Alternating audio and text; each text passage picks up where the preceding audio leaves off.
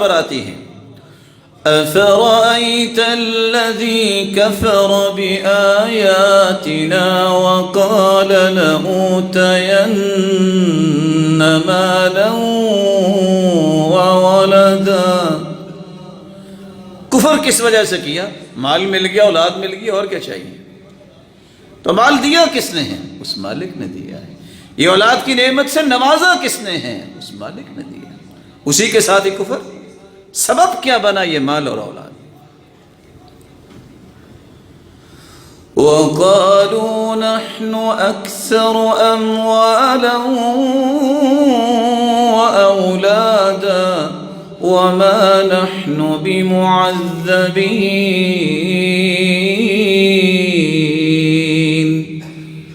کہتے تھے ہمارے پاس مال بھی زیادہ، اولاد بھی ہماری زیادہ ہے، ہمیں کیسے عذاب ہوگا؟ یہ دنیا کا گروہ نہیں ہے کہ کسی پارٹی کے بندے زیادہ ہوں تو وہ کمزور پارٹی کو جو چاہیں کر لے، تہس نہس کر دیں. یہ اللہ کا نظام ہے. وہاں اولادوں کی کوئی قدر و قیمت نہیں ہوگی جب تک نیکی نہیں ہوگی. مال کی وہاں کوئی حیثیت نہیں ہوگی اگر نیکی نہیں ہوگی. یہ تمہارا کہنا ہے کہ ہمارے پاس مال بھی زیادہ ہے، اولادیں بھی زیادہ ہیں، افرادی قوت زیادہ ہے. اللہ کے ہاں اس کی کوئی قدر نہیں. قال نوح رب إنهم عصوني واتبعوا من لم يزده ماله وولده إلا خسارا. نوح علیہ السلام بھی اللہ سے کہنے لگے اللہ میری قوم نے میری نافرمانی کی ہے، ایسی چیز کے پیچھے لگ گئے ہیں، مال بھی اولاد بھی ان کے لیے خسارے کا ہی باعث ہے، ان کو کوئی فائدہ نہیں دے گا.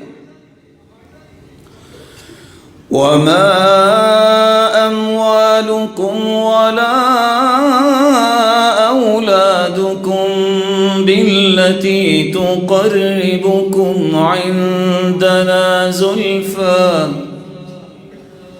مال اور اولاد اللہ کے قریب نہیں کرتی. ہاں اگر مال حلال کا ہوگا، إِلَّا مَنْ آمَنَ وَعَمِلَ صَالِحًا، اولاد اگر نیک ہوگی تو یہ تمہارے درجات کی بلندی کا بھی باعث بنے گی اور اللہ کے قریب ہونے کا ذریعہ بھی بنے گی. اس لیے اللہ جل جلال نے ایک نہیں کو 3 مرتبہ اس بات کا بھی تذکرہ قرآن میں فرمایا ہے. إِنَّ الَّذِينَ كَفَرُوا لَن تُغْنِيَ عَنْهُمْ أَمْوَالُهُمْ وَلَا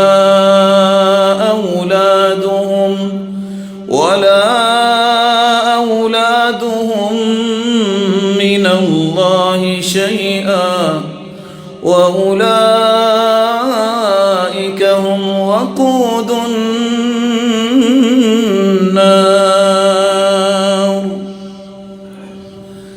کافر لوگوں کی نہ اولادیں کام آئی نہ ان کے مال کام آئے.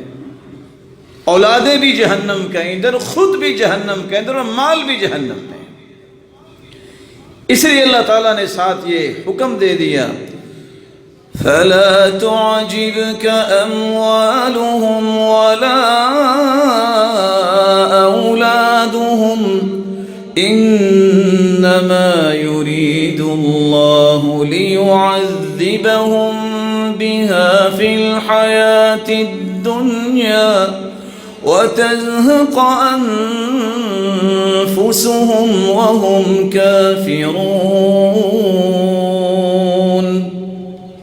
فَلَا تُعْجِبْكَ أَمْوَالُهُمْ وَلَا أَوْلَادُهُمْ. میرے محبوب ان کے مالوں کو دیکھ کے اور ان کے اولادوں کو دیکھ کے تم نے پریشان نہیں ہونا. اتنا مال ہے، اس کی کوئی حیثیت نہیں. اللہ ذو جلال کے پیغمبر نے خود فرمایا تھا اللہ کے نزدیک کو دنیا کی قدر و قیمت ہوتی ما سقا کافرن، تو کسی کافر کو پانی کا گھونٹ بھی نہ پلاتے. آج دیکھیں کافروں کے پاس زیادہ مال ہے. اگر مال ہی اللہ کی قربت کی نشانی ہوتی تو کافر تو اللہ کے زیادہ قریب ہوتا. کس طرح اولاد اور مال جو ہے انسان کے لیے فتنہ بنتا ہے، اور مال کے اور اولاد کے کیا کیا فتنے ہیں، یہ ایک مسلمان کے علم میں ہونے چاہیے تاکہ اس عظیم نعمت کی قدر بھی کرے اور ان کے فتنوں سے بھی بچے.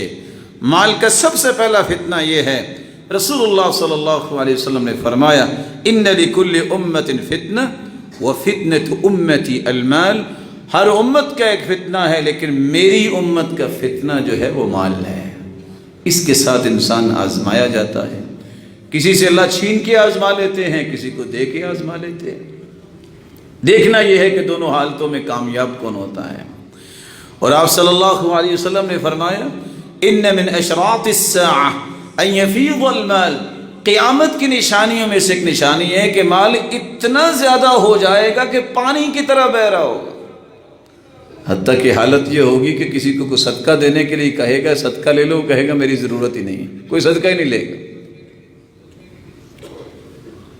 رسول اکرم صلی اللہ علیہ وآلہ وسلم نے فرمایا تبادروا بالاعمال فتنا كقطع اللیل المظلم، نیکیاں کر لو اس سے پہلے فتنے آ جائیں، اور فتنے بھی ایسے آئیں گے جیسے رات کی تاریکی بڑھتی بڑھتی اور بڑھتی چلی جائے گی، كوقع القطر، جس طرح بارش کے قطرات کو کوئی گن نہیں سکتا، اس طرح ان گنت فتنے زمین پہ آئیں گے، اور حالت یہ بن جائے گی یصبح الرجل مؤمنا ویمسی کافرا ویمسی مؤمنا ویصبح کافرا، صبح کو ایک بندہ مومن ہوگا شام تک کافر ہو جائے گا، شام کو اچھا بھلا نیک انسان صبح کو کافر ہو جائے گا۔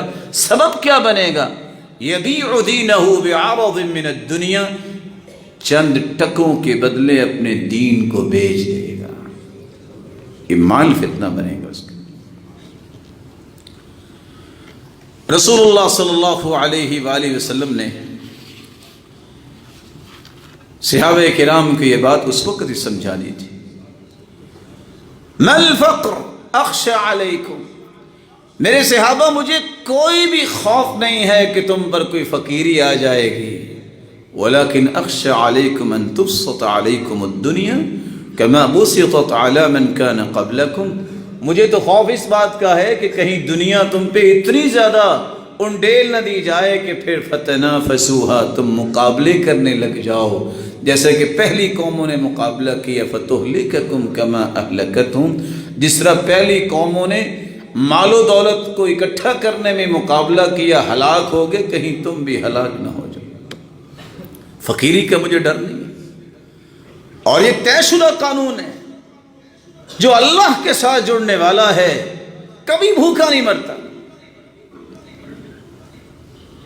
قرآن مجید نے فیصلہ سنا دیا ما من دابۃ فی الارض الا علی اللہ رزقها، زمین پہ چلنے والا صرف انسان نہیں ہے، کوئی 22,000 مخلوقات ہیں جن میں سے اشرف المخلوقات انسان ہے، ان تمام کی تمام مخلوقات کے رزق کی ذمہ داری اللہ نے خود اٹھائی ہے۔ یہ دھوکہ ہے اس مسکین کے دماغ کا جو کہتا ہے کہ میری 10 انگلیاں کماتی ہیں، جن کے ہاتھ کٹے ہوتے ہیں وہ بھی کھا کے سوتے ہیں۔ یہ تو اللہ کی مرضی اور اس کا فیصلہ ہے کہ جس کو کیا کیا نواز دیں، لیکن مال کا دے دینا یہ اللہ کی قربت کی نشانی نہیں ہوتی۔ اللہ کے رسول صلی اللہ علیہ وسلم کو منہج کیا دیا؟ فرمایا اگر میرے پیغمبر چاہتے ہو تو احد کو ہم سونا بنا دیتے ہیں، کہا نہیں، میں چاہتا ہوں میں ایک دن بھوکا رہوں اور ایک دن کھا کے سو جاؤں تاکہ میں اپنے رب کو یاد کرتا رہوں۔ اللہ حضر جلال کے ساتھ جڑے رہنا، مال یہ اللہ نے دینا ہی دینا ہے، اصل قیمت انسان کی یہ ہے کہ وہ اللہ کے ساتھ جڑا ہوا ہے کہ نہیں جڑا ہوا۔ پھر مال زیادہ ہے تو پھر بھی نعمت ہے، کم ہے تو پھر بھی نعمت ہے، کیونکہ وہ اللہ حضر جلال کی معیت اسے حاصل ہے۔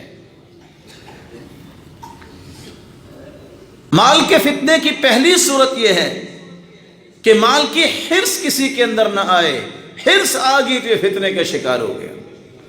باقی اس کا مطلب یہ نہیں ہوتا کہ انسان کہے بس میں نے مال کو ہاتھ نہیں لگانا۔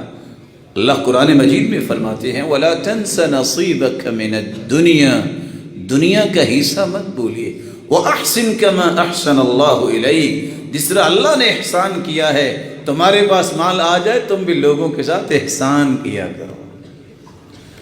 کشتی پانی میں چلتی ہے، لیکن وہ کشتی پانی میں چلتی ہے جہاں پانی زیادہ ہوتا ہے، کشتی اس میں اتنا ہی وزن ڈالے کہ وہ پانی میں چل سکے، اگر پانی زیادہ ہو جائے تو کشتی ڈولنے لگ جاتی ہے، اور پانی میں طغیانی آ جائے تو کشتی نہیں ملاح بھی ڈوب جایا کرتے ہیں۔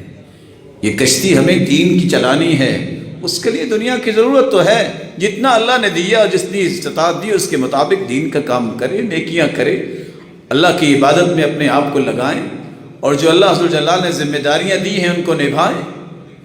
لیکن اگر اتنی حرص ہو گئی، اتنا انسان مال میں دھت ہو جائے کہ اس کا خیال ہی نہ رہے کہ دین بھی کوئی چیز ہے، مجھے اللہ کے ساتھ بھی کچھ قیامت کو ملاقات کرنی، حساب دینا ہے، تو پھر یہ کشتی اس پانی میں ڈوب جایا کرتی ہے جس کو دنیا کا مال کہتے ہیں۔ حدیث میں آتا ہے اقتربت الساعة ولا يزداد الناس على الدنيا الا حرصا، قیامت جو جو قریب آ رہی ہے لوگوں میں حرص بڑھتی جا رہی ہے۔ ولا يزدادون من الله الا بعدا، جتنی حرص زیادہ آ رہی ہے اتنی اللہ سے دوری ہو رہی ہے۔ اثنان یکرہہما ابن آدم، دو چیزوں کو انسان پسند نہیں کرتا، یکرہ الموت والموت خیر للمؤمن من الفتنہ، بندہ موت کو ناپسند کرتا ہے، لیکن حدیث یہ کہہ رہی ہے، سلسلہ صحیحہ کی روایت ہے 813 کہ فتنے سے بہتر ہے کہ اسے موت آ جائے، اللہ اس کو فتنہ نہ دے، کیونکہ فتنے میں کچھ پتہ نہیں ہے کہ وہ دین پہ ثابت قدم رہے گا کہ رہے گا۔ یکرہ قلت المال وقلت المال اقل للحساب، اس بات کو بھی ناپسند کرتا ہے، میرے پاس تو بہت تھوڑا ہے، فلاں کے پاس بہت زیادہ ہے، تو کبھی یہ بھی سوچا کہ تیرے پاس دین کتنا ہے، فلاں کے پاس تو وہ نہیں ہے، جو تجھے نعمت اللہ نے دی ہیں وہ اس کو تو نہیں دی۔ دنیاوی اعتبار سے اپنے سے نچلے کو دیکھو، تم جوتی پہ رو رہے ہو کہ میرے پاس چوتھی اور پانچویں جوتی نہیں، کچھ ایسے بھی ہیں جن کے پاس پاؤں نہیں ہے۔ تم کہتے ہو میرے پاس ہر روز نیا لباس پہننے والا نہیں ہے، کچھ ایسے بھی ہیں جو سال میں ایک ہی لباس اور 2 لباس پہ گزارا کرتے ہیں، ان کو بھی دیکھو۔ دیکھنا ہے اوپر تو دینداروں کو دیکھو، فلاں کتنا تہجد گزار اور نیک اور صالح اللہ کا ولی ہے، میں کہاں کھڑا ہوں۔